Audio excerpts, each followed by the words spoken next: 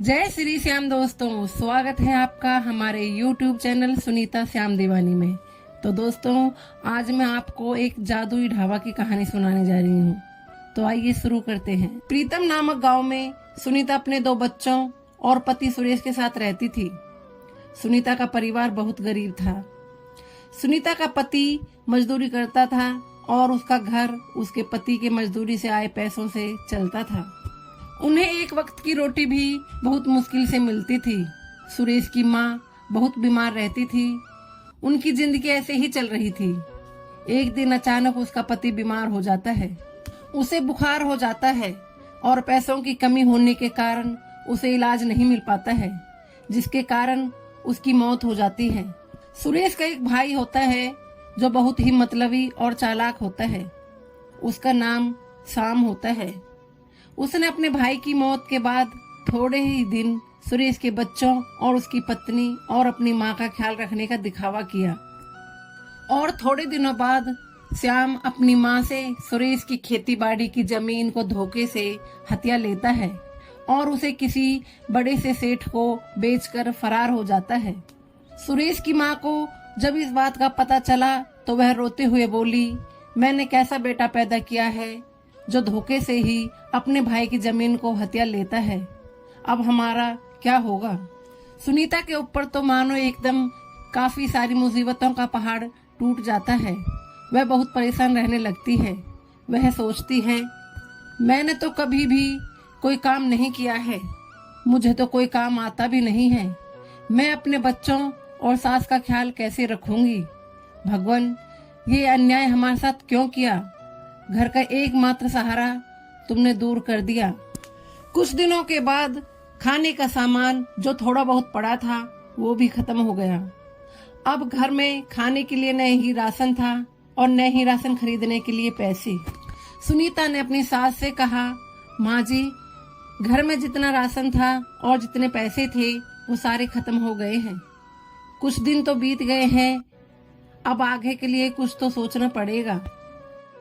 थोड़े दिनों तक तो उन्होंने आस पड़ोस के लोगों के सहारे अपने गुजारा किया, पर धीरे धीरे लोगों ने उन्हें उनके हालात पर छोड़ दिया। सुनीता अपने बच्चों से कहती है, बच्चों, आज घर में थोड़ा सा ही राशन पड़ा है जिससे आज का ही खाना बन सकता है और फिर कल से मुझे खाना ढूंढने के लिए बाहर जाना पड़ेगा। मैं बहुत परेशान हूँ कि तुम्हें किसके सहारे छोड़कर जाऊंगी और तुम्हारी दादी का ख्याल कौन रखेगा। सुनीता अपने बच्चों और दादी को खाना देती है और थोड़ा सा खाना अपने लिए बचाकर खा रही होती है कि वो देखती है कि उसके घर के बाहर कोई बुढ़िया खड़ी है। सुनीता अपने बिस्तर से उठती है और दरवाजे की ओर जाती है और बुढ़िया से कहती है, क्या हुआ माँ जी, आप बाहर क्यों खड़ी हो? लगता है आपको भूख लग रही है। बुढ़िया बोली, हाँ बेटी, मैंने कल रात से कुछ नहीं खाया है, कुछ खाने को हो तो दे दो। सुनीता कहती है, हाँ माँ जी, अभी लाती हूँ। सुनीता अंदर जाती है और जो खाना उसने अपने लिए बचाया था वो लाकर उस बुढ़िया को दे देती है। बुढ़िया कहती है, क्या हुआ बेटी, बड़ी परेशान लग रही हो। तो बुढ़िया को सुनीता अपनी सारी कहानी बता देती है। सुनीता कहती है, अब मैं क्या करूं, मैं अपने बच्चों को छोड़कर बाहर नहीं जा सकती और अगर मैं काम नहीं करूंगी तो घर को कौन चलाएगा। बुढ़िया कहती है, बेटी, तुम खाने का ठेला क्यों नहीं लगाती, तुम तो बहुत अच्छा खाना बनाती हो। और ये लो जादुई गोली, इसे अगर अपने खाने में डालोगी तो लोग तुम्हारा खाना खाने के साथ साथ अपनी उंगलियां भी चाटते रह जाएंगे। जब बुढ़िया सुनीता से बात कर रही थी तो वहां से सुनीता का देवर शाम गुजर रहा था। तो वो सारी बातें सुन लेता है, लेकिन वो ध्यान नहीं देता और अगले दिन सुनीता जादुई गोली को खाने में डालकर खाना बनाती है और अपना ठेला लगाती है। अपना ठेला और अपने बच्चों की मदद से वो ये सारी बात गांव में फैला देती है। जब सब उसका खाना खाने आते हैं तो सब खाना खाकर अपनी उंगलियां चाटने लगते हैं। सब उसके खाने की तारीफ कर रहे थे। सब बोल रहे थे, वाह क्या खाना बना है, खाकर मजा आ गया। सुनीता ऐसे ही खाना बनाती और उसे बेचती। उसका काम अच्छा चल गया था, उसकी अच्छी कमाई हो रही थी।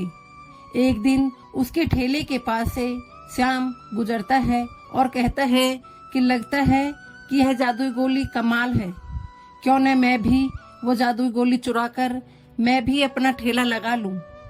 रात को श्याम सुनीता के घर से जादुई गोली का पैकेट चुरा लेता है। सवेरे सुनीता देखती है कि जादुई गोली का पैकेट नहीं मिलता। वह बहुत परेशान हो गई। जब वह खिड़की से बाहर देखती है तो उसे वही बुढ़िया दिखती है। वो बुढ़िया के पास जाती है और उसे सारी बात बताती है। बुढ़िया कहती है, अरे कोई जादुई गोली नहीं थी, वो तो तुम्हें बस मोटिवेट करने के लिए मैंने पैकेट देकर तुम्हें ऐसा कहा। सुनीता कहती है, बहुत बहुत शुक्रिया, अगर आप नहीं होती तो मुझे नहीं पता चलता कि मैं इतना अच्छा खाना बनाती हूँ। अगले दिन श्याम भी अपना ठेला सुनीता के ठेले के सामने लगा लेता है और खाना बनाकर बेचने लगता है। जब लोग उसका खाना खाते हैं तो सब खाना खाकर अपने मुंह से थूकने लगते हैं और खाना खाने वाले लोग कहते हैं, छी कितना गंदा खाना बनाया है, तुम्हारा खाना खाने से तो मेरे मुंह का स्वाद ही बिगड़ गया। उसके बाद श्याम बुढ़िया के पास जाता है और कहता है, ये क्या, तुम्हारी जादुई गोली तो काम नहीं करती, वो कहाँ जादुई है? बुढ़िया कहती है, वो जादुई है, पर वो अपना असर तब दिखाती है अगर तुम सच्चे मन से खाना बनाओ। तुमने चोरी की और लालच के लिए गोली का पैकेट चुराया, इसलिए गोली ने अपना असर नहीं दिखाया। श्याम कहता है, मुझे अपनी गलती का एहसास हो चुका है, मुझे माफ कर दो।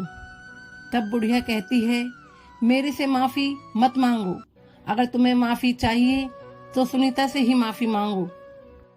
फिर अगले ही दिन श्याम सुनीता के घर जाकर उनसे माफी मांगता है और जो धन उसे जमीन बेचकर प्राप्त हुआ था उसे अपनी माँ को दे देता है।